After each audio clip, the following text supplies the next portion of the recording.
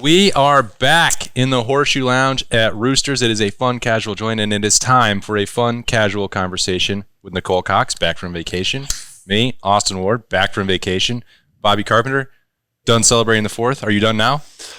I celebrate Independence Day on a daily basis. Daily basis, that's right. You love the 4th, and I love that. That's the best. I don't know if you know this. Oh, it was the 248th. So we've got the 250-year anniversary. There are not a whole lot of countries that make it that long at the top of their game. And I was thinking the other day, I'm like, I don't really want to live all that long, but if I'm going to live that long, I would like to hope that I can be coherent enough and make it to the tricentennial. I wasn't alive for the bicentennial, but the tricentennial sounds pretty good. I think you're going to make it. And for the first time in months. First time, long time? We missed you. Maybe a year. I don't even know. The busiest man in... Has it been that long? I don't know. I don't remember the last time, but Tyvis Powell is back, so we get to talk about everything that's happened in like the last 6 months with you.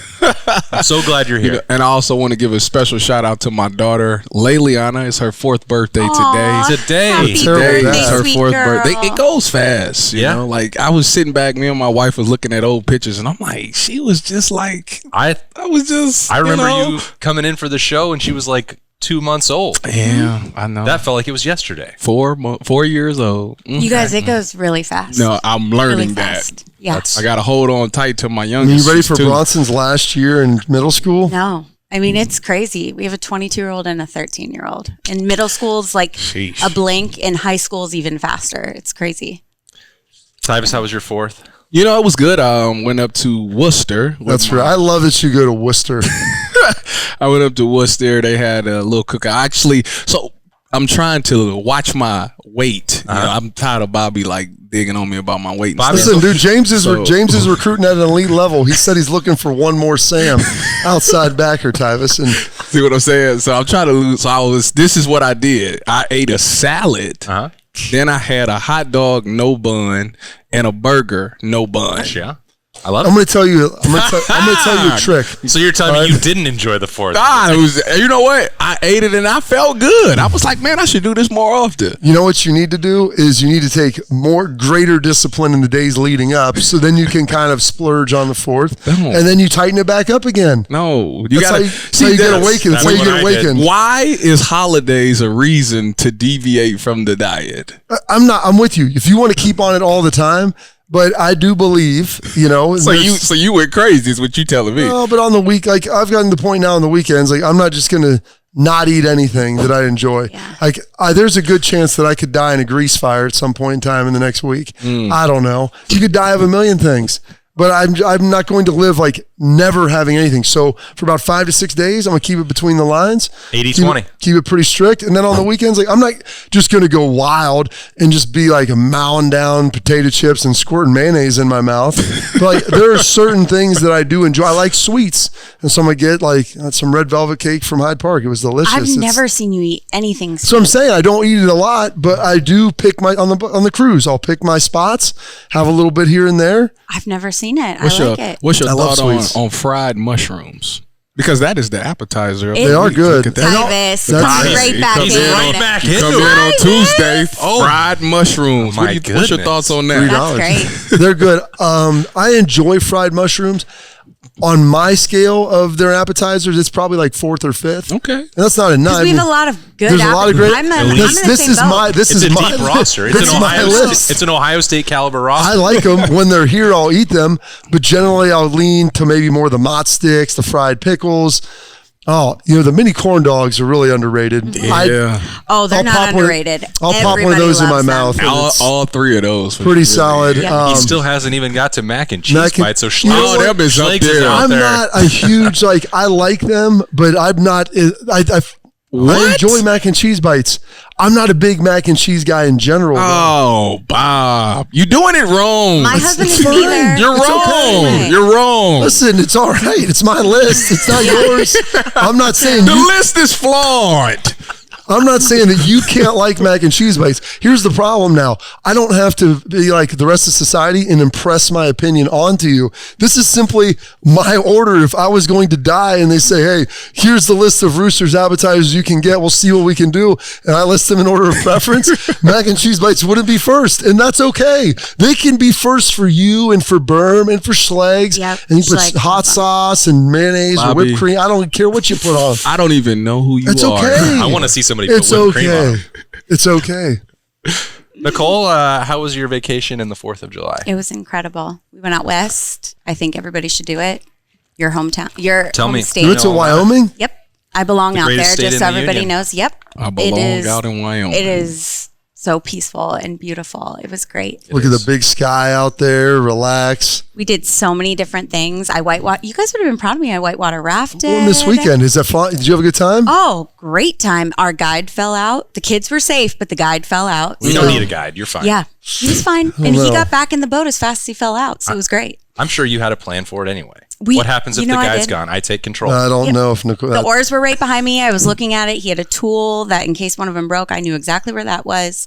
I knew where the raft thing to throw out was. Yeah. I knew. I took note of everything around me. Just were you scared at all? I was at first because I've seen like pictures of the West Virginia, like the New River, yeah, and I thought it was going to be like that, and it wasn't as bad as that. But then I saw some college kids in a homemade raft without a guide. That made me more nervous. I was nervous for them. It was like sinking. But they just tied together some logs and it popped was out like there like something they bought at Five and Below, and they were just living on the edge. Tyvis got his daughter for her birthday to put out in the pool this week. Literally. It was. I just was so worried for them. But guess what? We got out. They're just floating. Now, they did miss the exit, you know, the place where you get out, but they were still alive. They made it through the biggest rapids, and it was good. We're built different in Wyoming. When you're young, you haven't experienced all the trauma that life has to offer, so you're not as scared. Like, you don't have that natural fear. That's true. It's all good. That's why kids fall down many times. We were like, don't you ever do that without a guide. Like, just, it was so scary. They were just like sinking it. We're like, it's all right. But yeah. So it was the best. What's with the Buckeyes? I mean, the Buckeyes, they had the week off. Guys were gallivanting around. Some of them were getting back to the West Coast. And I told the West Coast guys when they left, like, enjoy this because this is probably your last time going home. I mean, seriously. No, you get the bye week. Do you think you're going to fly all the way like to Seattle or California for 3 days? I remember. You can. I saw Wyatt Davis out there. Berm and I went on a recruiting trip and he's out there for 36 hours. Like, are you sure this is how you want to spend your time? You can. I mean, if you want to spend half your vacation, your time off in an airport or an airplane. But then, so like, I get on the red. I told JT that. JT was leaving. He's like, you know, you're probably right. And I'm like, the next time you leave here, it'll probably be right before Christmas, and your Buckeye career will be like this long afterwards. Yeah. So enjoy it. It's full steam ahead at this point. Once you get past the 4th, and with Big Ten Media Days in 2 weeks. I know Tyvis is excited. We got the starter camp coming. Do you still get sad? Are you more sad now that camp starts or when you were a player? I was more sad.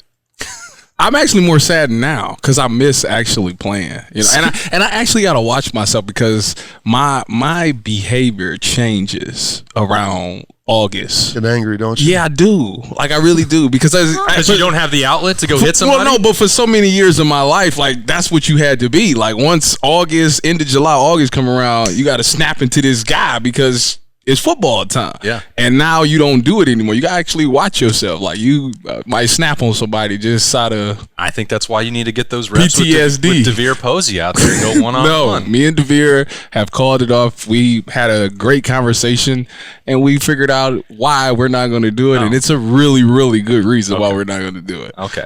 Well, mutual embarrassment. It's like Soviet Union and United States, no nuclear missiles, mutually assured destruction.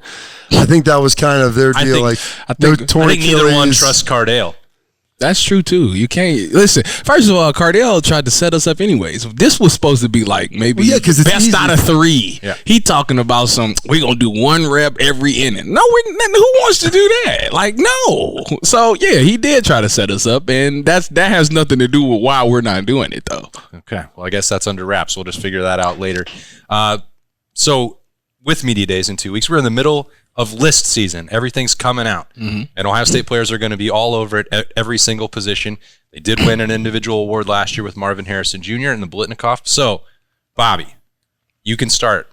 Who do you think is most likely on this Ohio State roster to win an individual piece of hardware? Gosh, it's tough because secondary-wise, for the Thorpe Award, there's a lot of great Pretty much every starter? Pretty much every starter I could see having opportunity to win that. Just who's the most productive guy. And so do you like cannibalize the vote a little bit there? Defensive line, I think, could be kind of a similar situation because they have a couple different awards you can win up front, being an offensive lineman. I think the left side, Donovan Jackson, Simmons, whatever we're calling him now. He earned his actual name. What is his actual? Josh. Okay. Well, they call him they call him Jimmy. They called him Jimmy when he got here. So I'm like, Jimmy, Justin, I don't even, whatever. Like, Jimmy Simmons. Jay Simmons. That's what you are. Yeah. Both those guys, I think, have opportunities. The backfield, those guys are both good. They'll probably cannibalize themselves. It's the same thing at receiver. I don't know if there's anybody who I say is standalone with and doesn't have enough other competition within their own room. Because when you have the regional vote with this. You could go Cody Simon. I could go Cody Simon, which Mitchell Melton had an awesome line on my show. He called him, was it the Cobot or something like that? He goes, he's so regimented. He's like a robot Kobe. I don't know. He had some. And I was like, dude, his dad went to West Point. What do you expect? He's a military kid. The boy locked in, though. I respect it. He is. That boy is in tune with everything. He watches tape. And he like this. He's super mature. He just like this. There's nothing wrong with that. I don't know if Sonny, if he's played enough yet to be really garner enough play time at linebacker. I guess I would probably go Will Howard. Going straight to the top with the Heisman? Well, quarterback of the best team in America. Here's the thing. Can you win? What is the Davey O'Brien? The Davey O'Brien? Could you win the Davey O'Brien without winning the Heisman? I know you can. Could you do it as the Ohio State starting quarterback? Seems unlikely to me. It feels like those two things might kind of go part and parcel there. I guess I would go with Caleb Downs in the Thorpe. Just he's got a lot of steam, and everybody. There's a perception that he was the best safety in America last year as a freshman. There's a good defensive line. I'm guessing they're going to put him in positions where he'll be able to blitz, be in cover, play some zones. So you got to have a high level of productivity and have flash plays. Yeah, just locking dudes down at safety. It's tough. No, they're not going. That's just part of it. If they make him strictly as a man-to-man safety, they would do him a disservice. Yeah, because that's not what he's bet. Plus, I do think if forget about the offensive stuff, and even though it shouldn't count, but if he can be a factor in the return game just for the broadened appeal of his name, I think now you're talking Heisman talk now. Well, he's supposed to be at running back this year. Yeah, he's going to do it all, I'm just saying. They're going to they said they're going to bench Quinshon and Trey. He's going to be the starter. I appreciate Ryan Day just throwing us a little bit of June content bone. That was very helpful. And actually, he's got to give Dan Lanning something to think about on vacation. But I think that they should do it 5 to 10 times. No. Yeah. Because you know why they shouldn't do it? Tell me. Because if he gets hurt, we're in trouble. He can get. No, Bobby said he might die in a grease fire this week. He might. Who listens to Bobby? Everybody listens to Bobby. I agree with you, Tyvis. I do come from it from that perspective that you cannot risk losing him on offense, but he could get hurt on defense just as easily. You could slide Jordan Hancock over, put in Lorenzo Styles. They're Jordan Hancock at safety. Dude, he plays slot corner and he weighs 210. Does he weigh 210? Oh, bro, he. No, that boy don't weigh no 210. He a $190. There's no way he's 210. How much do you think Caleb weighs? We're about to find out, right? Oh, you'll look it up online. I got that. All right, Tyvis is going to do some research. We'll put a pin in that. Maybe 205. Who's written in the notebook? 195. 195. Yeah. I believe that. It's in the internet. It's true. Exactly. No, but I'll tell you that about all those negative reviews, Nicole. I know, right?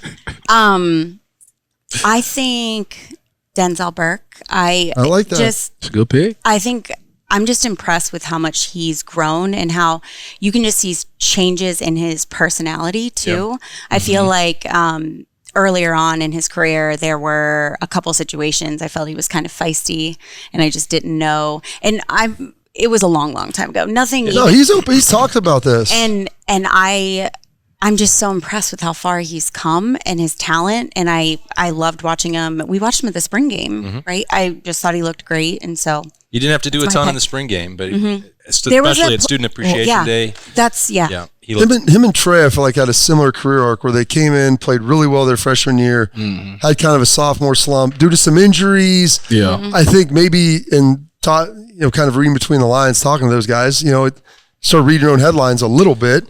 And then you get injured and things just kind of spiral. And credit to both of them. And this is that maturity you were talking about. Like those guys came out of it, had great years last year. And to the point where Trey, like his maturity, like, hey, we're going to bring in another running back who's really good. You good with that? Yeah. If it helps the team, awesome. Talk about like bringing in IGB. Denzel, like, cool, let's go. Let's compete. It's going to be awesome. The most selfless act and just such a great team player. So I'm just so impressed with those guys. And I think, too, we have to give more credit to people that do get injuries. It's terrible, but for them to be able to come back and perform, I mean, just what you go through mentally of not being able to like work out the way you used to and just the changes you go through, the pain and everything. It's very impressive.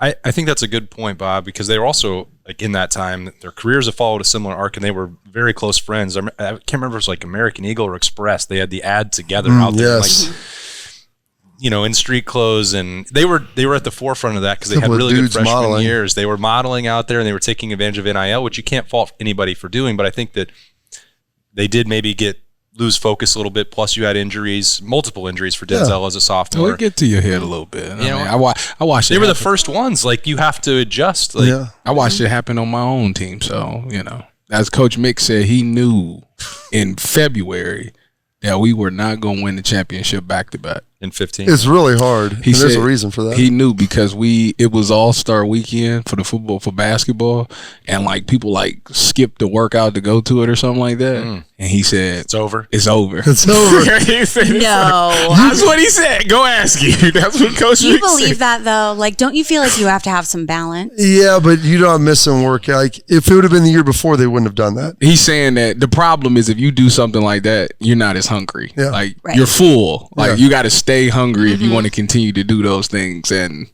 when you start slacking on workouts like that, it's a telltale sign. Saw people going to the ESPYs and the All-Star. It was just, it is what it was. Success is like martinis. It's going to relax you. Okay. Sure. That's a whole nother conversation I could have. That's what you choose to relax with? That is what an NFL GM said to me. Oh, okay. I'm not a huge martini guy, but it's the truth. Like it's really hard. And that's why nobody has gone back to back in Georgia did. I guess. Well, it's right. Never mind. No one's won. They shouldn't have. No one's won. They shouldn't have. They was a field goal away from that. If a targeting call. No one's ever won 3 in a row. But there's been a couple that have gone 2, and it's really hard to do that. And the third is it's virtually impossible. And even with professionals, it's hard. The guys that are getting paid to lock in. Buffalo went 4 straight times and lost all 4, so they kind of blew that. So from a fan perspective, now if it's your own winning team and they win like 7 in a row, but when the Patriots kept winning over and over again, not as a Patriots fan, you're just kind of like, don't you think somebody else could win? Like it's not as exciting, so But they lost in between though too. Like it wasn't. They went back to back and then they lost, and then I think they might have went back to back again. But it does make you hungrier when you lose, and then they come back and win. So that is interesting. Tyvis, who's going to win an individual award for Ohio State this year? Well, I think that Bobby did a great job of talking about everybody. Yeah, he completely covered the whole bases. Yeah. But I'm gonna go with a guy that, for some odd reason, I just feel like he's getting disrespected. I don't know what it is. I think I kind of know. I'm going with Emeka Egbuka. Look, the reason being is because 2 years ago, him and Marv was like this. Like they were about stats wise, they was like this. Yep. Even though Marv got all the credit because of the plays that he was making, statistically wise, their numbers is about the same. This is another guy who's probably going to break the all-time receiving record at Ohio State this season. If he don't, I'd be shocked. No, for yards. He needs like 1,000. I think it's like 1,031 or something. Who holds it right now? Is it Mike Jenkins? Good job. Come on now. I'm just asking. But I think I think that due to the fact that he got hurt last year, people kind of forgot about him because he was in and out of the lineup and he didn't look quite the same. But coming into this season, yes, JJ's getting all the spring ball hype. But at the end of the day, these defense coordinators know that I got to stop number 2. That's the guy that we're planning for this season. Mm-hmm. And I think that I'm going to quote a Kendrick Lamar line. He says, sometimes you got to pop out and show people. Different word, but I cleaned it up. I think that's what his mindset should be this year. He's got to go out there. Marv has showed you that it's possible. He's got to be Drake? No. Marv has showed you it's possible to win the Biletnikoff. And they're going to look at that person that's on that team because they know it's something going on there. And the motivation should be for Emeka. If Marv can do it, I can do it. My numbers was just as good as him. I can do the same thing. Mm-hmm. Plus, I see mock drafts. They got him going 30 to Detroit. Like, it's just a lot of disrespect. He's got a lot. He should play with a chip on his shoulder. He should be the focal point of this offense. When they pass the ball, he will be the number 1 option until JJ gets going and stuff like that. But he will be the number 1 option. And I think due to the fact that they played a cupcake schedule at the beginning, he's got time to really run those numbers up before they get into Big Ten play. So I think numbers and statistic wise, he has all the motivation in the world to have a really phenomenal season, break a record, and end it with the Biletnikoff. Those numbers could also look a little bit different, Tyvis, because it did seem like throughout spring that with Chip Kelly's influence there might have been more opportunities as a rushing threat coming for Emeka. Mm-hmm. That would be nice too. I mean, anything to help. Show a little bit more versatility. Listen, all they got to do is do one of them jets where they snap it and he toss it forward like that. That's a pass. Hot pass is the greatest play in the playbook. I'm so mad. That's how KJ Hill got the all-time receiving. We barely ever see it. That's how JT became a Heisman Trophy candidate. Yeah. Like, look at these numbers. He's completing 80% of his passes. Well, this one's easy. I can do that one. Set, go, boom, toss it. There it is. I don't know. I love it. It's the best play. Or jet sweeps, pot passes, bring them all back. We already said tomorrow. They're fried mushrooms. Fried mushrooms tomorrow. $3. Appetizer Thursday. Anything else going on at Roosters, Nicole? No. Just How long is the temp menu? The experimental stuff, the test menu right here. Still going. I think we're planning to do it through the end of the month. How do you get elevated? It's like going from a girlfriend to a fiance, fiance to a wife. Like, how do some of these climb off the test menu and onto the real menu? Well, that will be when we decide to print our new final menus, which that hasn't been decided yet. So the marketing director would be in charge of that then? That sounds not me. That would be the kitchen, our VP of kitchen operations. And no, marketing. This is more marketing. We've got it. That might be your domain. Okay. I would love it. I would love that. If the hot chicken sandwich doesn't stay on there, Nicole. Have you tried the Cajun chicken with jalapenos and pepper jack? I have not, but that hot chicken sandwich is elite. I'm about to say, I'm looking at this whole menu like it's all good. He had the one with the feathers on there, which, I mean, that should be like a gimme. We have the feathers here as an appetizer, which is probably my 3rd or 4th favorite. It's ahead of mac and cheese bites. You can always work things out, Bob. If it doesn't make the full menu, we can always. And that mango habanero. The mango habanero sauce. Test it all. I love that. I love both of them. The mango habanero is, I really enjoy it. It gets super spicy for me, but I still love it. I love it. And you went right on vacation after the golf tournament, so we didn't get to say it. You and Eric did a fantastic job. It was an awesome event. Thanks. I'm so glad you guys loved it, Eric. Oh, he just did such a great job on that entire event. Every single detail. Like, I loved my heartstrings are with the little signs. And there was these little cards on the hot dog coolers that just had little roosters on them and just the littlest things. And it was the hottest day ever. But, it ended up, pace of play was great, and we raised a ton of money for the football program. My heartstrings goes out to all your great team members that were out there working. They were incredible. And I'm trying to figure out how I can make sure it's a more enjoyable experience for them in the future. So those are conversations we're going to have to talk about. Yeah, we can talk about that. I'm sorry. They love it. They love it, but I think they could love it even more. I'm sorry. Level up. There's a lot of brand new There's a difference between work and play. And you gotta sometimes put a line in between just for liability and, you gotta be responsible. It's like having kids, Bob. It's like, I don't know. They had a great time. I know that I was teaching my second grader how to light off fireworks on the 4th of July. You've got to teach them how to fish. Do you think I do that? Do you think I teach my kids how to play with fireworks? No, but I think you could be a shining example for how to straddle the line between social events that are both maybe work and a fun time for all. I agree with that. I do. I think You'll both just be satisfied if we get some more of those Roosters speakers and just hang them up in the tents. Honestly, we were going to do that this year, and we're just going to do it now. Like we've had, I think we're for them together. To have music, and we're problem solving. We're problem solving. I know exactly what you're saying. The girls got so sad when we drove off and the music disappeared. Oh, we're definitely getting that. They deserve speakers. 100% we're doing that next year for them. They loved everything else. We made sure they had lunches and definitely lots of breaks because of how hot it was. But it was a great day. You gave us one of those speakers for my event on Saturday, and I won it because I wanted to steal Brian Hartline's because I have his prize. But I'm like, all right, I'm going to do the right thing and keep that for Brian. And I'm going to go earn my own, which I did. You know people. I can't. You I just want it know. the right way. I want it the right way. I like that. I did it. And all right, so that's all that's going on. Big month coming. We're back. We took 1 week off. We're sorry, but Nicole's here. I'm here. Bob's here. Tyvis is here. And we're going to be back. And Berm will be here at Roosters. It's a fun casual join. Roosters has been so fortunate. We just want to be able to give some of that back to the community. They donate to organizations that are near and dear to their heart. And we're so fortunate to have been with Roosters now for a long time. They always go above and beyond to help support our foundation to further help veterans. It's just a wonderful feeling to know that Roosters supports the Buckeye Cruise for Cancer. All the folks at Roosters are just genuinely kind folks, and they want to make a difference. Thank you, Roosters Foundation. Thank you, Roosters. Thank you, Roosters. Thank you, Roosters Foundation. Welcome back into Roosters in the Horseshoe Lounge. And Berm has arrived. Berm, who's going to win an individual award for the Buckeyes this year? Caleb Downs will win the Heisman Trophy. He's going shooting big.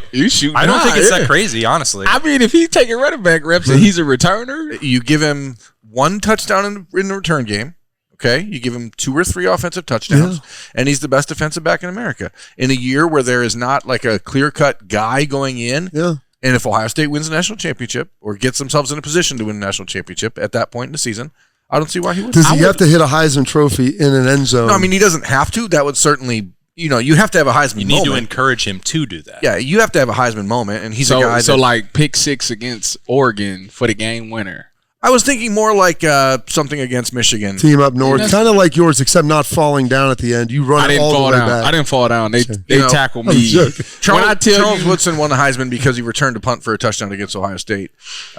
Desmond Howard won a Heisman Trophy because he returned a punt for a touchdown against Ohio State. So he need to return one. He needs to have. Doesn't have to be that alignment. I would love to see. I think it's time for a defensive guy because the closest we've seen has been. I think Jabril might have been in it, but he shouldn't have been. And I think Tyrann Mathieu was the last. Yeah, Jabril Peppers is a perfect example of like you don't have to do a lot. He did everything, but he didn't do anything. He didn't do it well. He didn't do anything well, but he did everything. Yeah, but he was on a really good team. You're funny. The 2016 Michigan team was really good. Yeah, there was a lot of hype about him, but he wasn't very good. I mean, he wasn't.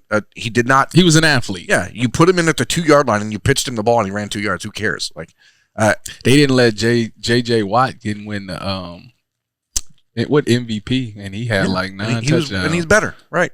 Tyvis already said that he doesn't think Caleb Downs should get any touches on offense. Well, I think he's wrong, and that's okay. But I What is the assistant coach of the year? What's that award? The Broyles. Can James Laurinaitis win the Broyles Award? He could. There's a dirty little secret about the Broyles, which is generally it's given to a guy that wants to leave. No, really? No.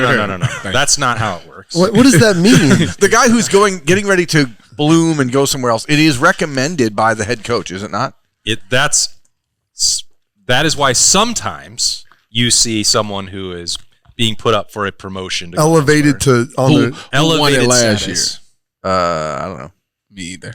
I was gonna say, is he still there? I was just saying that because no, I think it was didn't Sherrone Moore win it? Yeah, Sherrone Moore. I don't know if he did last year or not. But he should have. Obviously, won 6 games as a head coach. But it might have been the offensive coordinator from Washington. Maybe I don't know.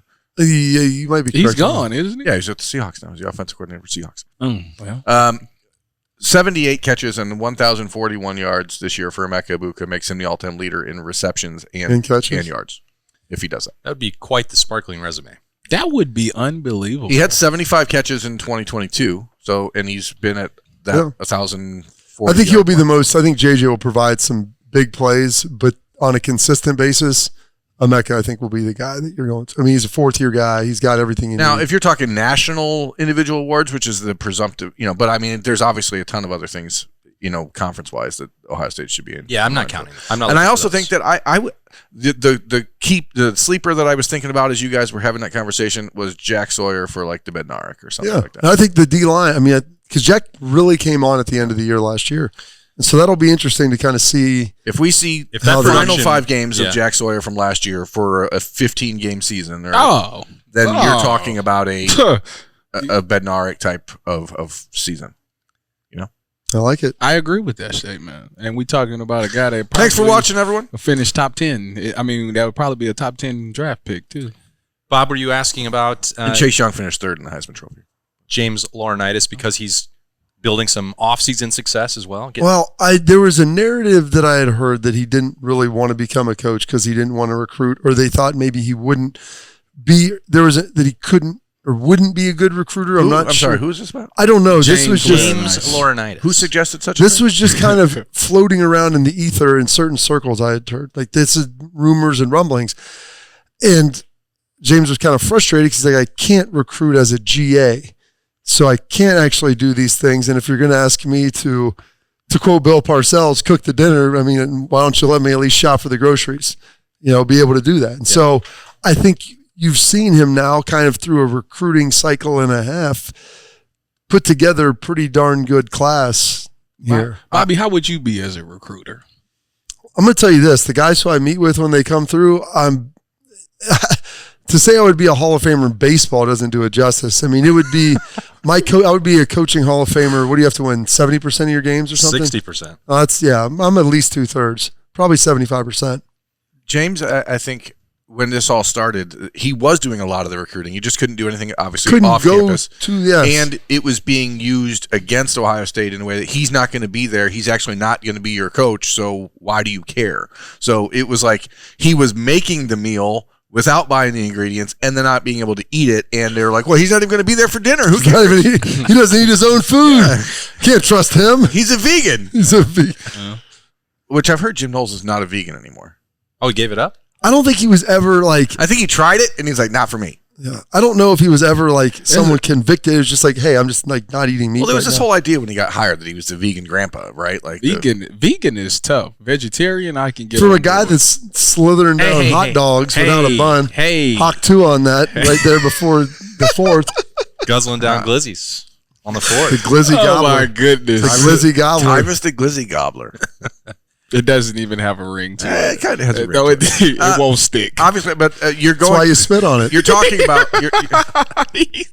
You're talking about. You gotta lie. Okay, we've done it.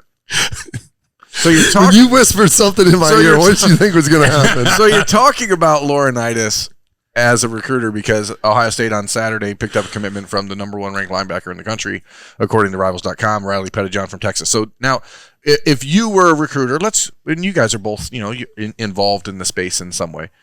When you're talking about maybe the best linebacker from Florida, best linebacker from Ohio, and the best linebacker from Texas, all in one class, like that's a pretty good trio of like football dudes that you're getting. Yeah. And you have to feel pretty confident. I mean, you would argue that those are 3 of the top 5 to 6 football states in the country. That's what I was about to say. You don't argue it. You just named the top football states. Outside of like Georgia, California, Florida, maybe you throw Louisiana in there or something like that. But you're getting those guys out of those areas, and you just became the coach, and they're talking like, you look at the other schools up there. I mean, especially when you're going against A&M in state, and you know that they're throwing opportunities at you. And I'll continue to go back. And one of the things I heard James say, and it's incredibly true. And this is a guy that Tyvis played for, that James and I both had played for, and Luke Fickell, and then also Jim Tressel. And he also talked about Steve Spagnuolo as head coach with the Rams. He goes, and he's like, I want to be with you guys in the green room when you get drafted. Mm-hmm. And that's a big piece of it. But I'd also like for you to be on the other end of the line when you're calling me about getting engaged. Right, or being in your wedding. Or being in your wedding, having a child, like asking for advice and talking about those things. And those coaches that I've had that are on that level, like, I mean, those are the guys that you remember that help you as a player, but help you as much as a man. And if you look at James as a dad and as a father, as a husband, all the things he's gone through, been through, went through, he speaks authentically about it, and it doesn't hurt when he walks down the hall. We talk about major awards. Hey, would you like to have this? Would you like to hold my? That's what I'm saying. Have that one. Oh, by the way, the Buckeyes over there, the last guy to win that, he was a senior my freshman year in here, and I should have my picture on the wall, but I don't because that's just weird. Even though I'm an All-American, first team All-American here. The difference, Malcolm Jenkins, he won the Thorpe. He was one of my dudes in my wedding. Like, those are the relationships you have. And this is the fundamental difference from a year ago to now. Like last year, Ohio State's recruiting class was a top 5 class in the country. It's always good. Okay, it's Ohio State. Mm-hmm.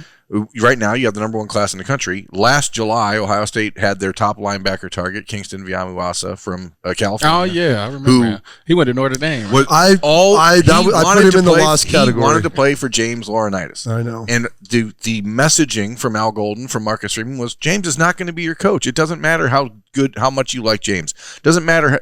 And James continued to have to fight against that and couldn't do it. So now here you are, flash forward a year later, and you don't have to have that final hurdle to clear. And I think that makes a major difference. And you're talking about a kid in Riley Pettijohn who, his father was a professional football player, Texas roots, Texas A&M going at him hard with NIL.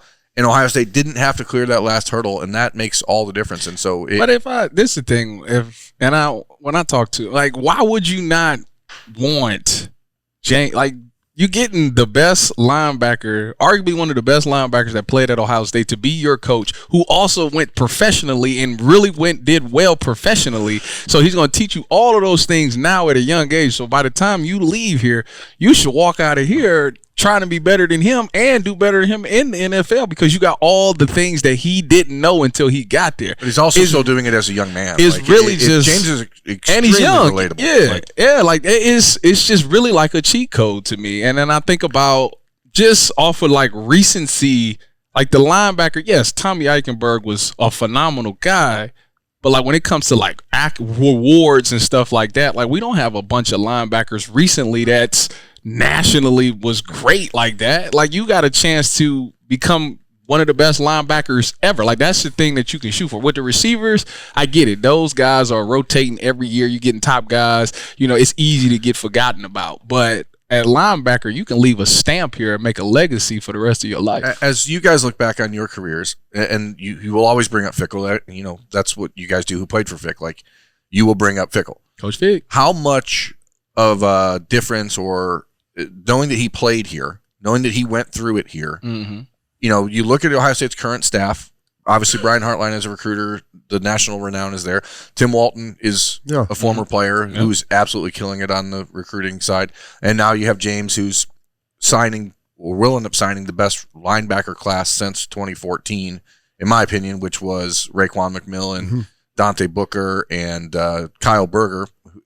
Dante and Kyle had the injury issues that kind of kept them from ever developing, but that was Fickle's class. That was like how valuable was it to have a guy who'd actually been here as your coach? It's authentic because it's like at the end of the day, you're going to get the best because this guy wants to see his alma mater in good light and good spots. So it's when you talk to him, it's the relatability part. Like you've been through this. You know exactly what I'm going through because you probably went through the same thing. So I can talk to you about these things and you get it. You understand how crazy the fans may be. You understand how crazy the coaching staff may be. You understand every day-to-day life here as a Buckeye. So it's just that the fact that you understand and you get it, that I can talk to you and I can open up to you. Therefore, I'm going to play harder for you. Therefore, I know you got my best interest because you want to see Ohio State in the best light. But isn't it crazy when people assume everyone who played football is going to be a great coach?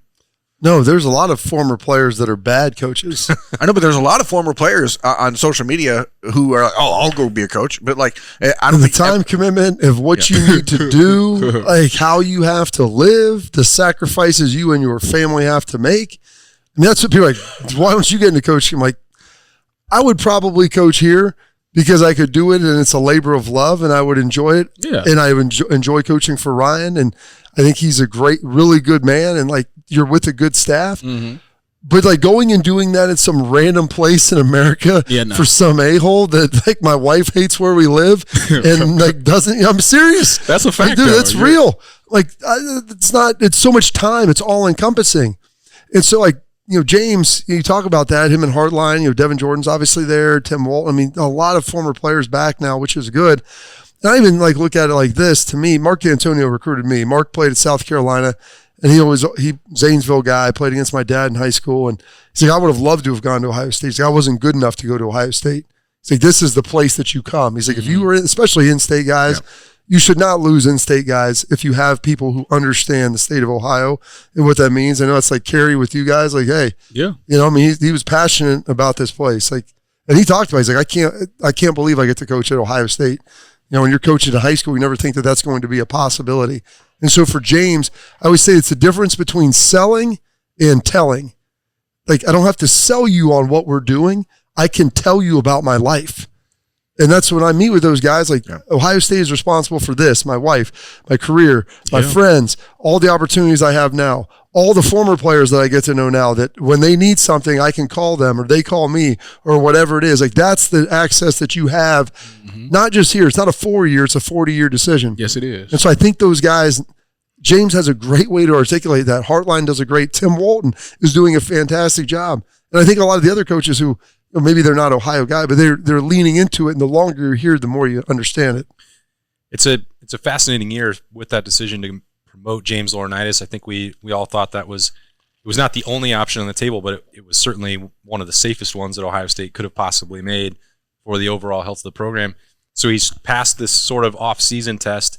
The in-season one is still coming, Bob, with Cody Simon. We pretty much know what he can provide there, but there is a little bit of uncertainty. The Cobot. It's lingering, trying to figure out what's going to happen with C.J. Hicks. And Tyvis, what did you make of the Sonny Styles move and the spring transition? What did he make of? He's trying to emulate it. First of all, listen, I'll have you know, I could definitely go out and play corner today. Okay, just. I'm not questioning you, Tyvis. It's a technique thing. Like it's all safety. It's all a technique. Be a cloud guy in the corner. In the front. No, I ain't clouding that straight man. No help over the top. Zero.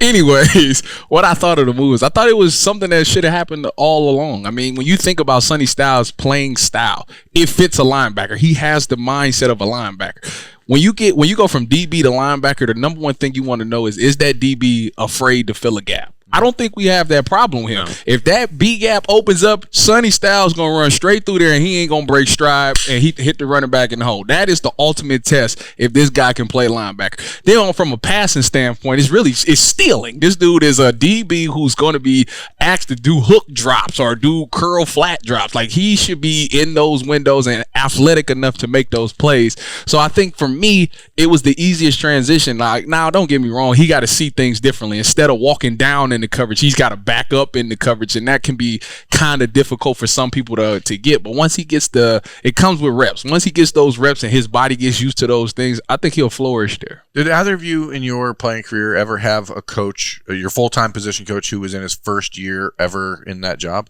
Yeah. How did it go? Wait, first time ever, like as my DB coach? Yeah. Let me think about it. Yeah, Fick. That was when he had just moved over. My junior. I'm just trying to, because James does everything so well, but that doesn't change, right? Like, James has been around. Well, and James had kind of run the room and been a part of it. But like Luke, but now he gets to eat the dinner. He had never coached linebackers before. Yeah, he had coached. He'd been coaching D lineman. He'd run the special teams and stuff. And so there was a learning curve there.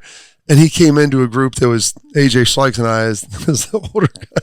Exactly what the kind of room you want to walk into. Well, in all fairness, we're not short on talent. In some ways, it's true. Those guys all knew what they were doing. So knew what we were doing, and also like it was an interesting dynamic too, because he had kind of recruited us. Hal Schleiks, I think, was in college when he was in school, so he was pretty young. I mean, that's not a joke. Like, it's not that far fetched to see, like, Schleiks may have been trying to recruit Luke for the Air Force at that point. There was like almost an overlap of what it could have been. So, and so there was a learning curve. Are you interested in the military, son? Exactly. I'm sorry, I'm going to Ohio State. Okay. But I don't think so. To answer your question, no, I think, but I can see how that could be difficult. You bring up Fick and the fact he had 3 of you guys that were all veterans, right? This is a flipped on its head. He has a little bit. No experience in this room. Yeah. And no experience being a full-time position coach. And in a season where you have everything laid out in front of you to win a national championship, that is the position that we've all sort of circled this offseason. It's like, well, what happens there? And there's confidence in James because you know what he is. Well, but at the same time, not just at Ohio State, just in all of football, linebacker is that position that's becoming like it doesn't really. It's not that important. I don't know, man. I watched the 2018 defense and the 2021 defense, and I'm pretty sure it was pretty damn important. I'm just telling you that is getting devalued. He just tried to obsolete you. It's fine. It's getting devalued. It's fine. Put a box safety there.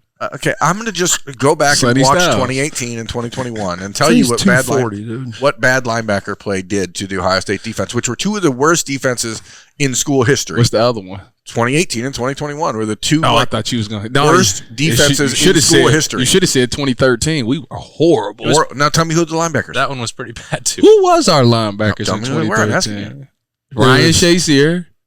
And then and then it was a bunch of rotating guys. And immature Josh Perry, who should not have played that Josh much. was playing. And he'll tell you. It was Curtis Grant, right? Or was it Curtis? Yeah, he was there in 13. He was there. Yeah. But it was, and Josh will tell you, he's like, I was not ready to play. We had a first-round pick out of that. I understand.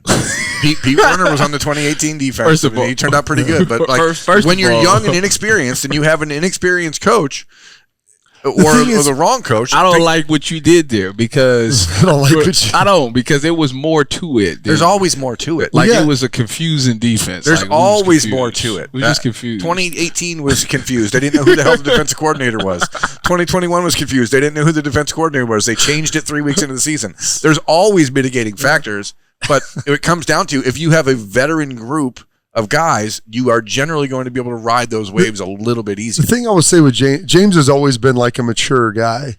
And I think playing for a lot of different coaches, like he's very confident in his knowledge base. Coaches that struggle, I think sometimes struggle to communicate because they're unsure of what they're supposed to I agree with that be telling. Like, I don't think people are going to... Things are happening. Yeah. I don't think people are going to question James. At the end of the day, James knows linebacker. I don't think the players will question James. I think the biggest hurdle James is going to have, and if this is now a half hour on James Laurinaitis, is how much does or do his peers... Oh, well, here's the number one. Accept what his input. I got you. I will tell you this with regard to that. I think he earned a lot last year as being a GA, but in running that room... Like Tim Walton being back there, like Tim was his DC, right? Tim coached James. Yeah. He knows exactly what James Laurinaitis is made of, and he may have been a huge advocate of trying to help get him promoted, saying this is a guy that we need. Mm-hmm. He checks every single box that we have, and so when you have someone there who's a veteran like Tim, who knows what you're about and knew how smart he was as a player, like that helps answer a lot of those questions. I'm glad that we're talking about him and talking ball because that means here in the middle of July that training camp Tyvis is coming. The season is coming. We're going to have games and practices and Big Ten media Winter is coming. Everything to talk about. And all the fried mushrooms one could eat. It could feel. Which is basically zero. It feels because so they're terrible.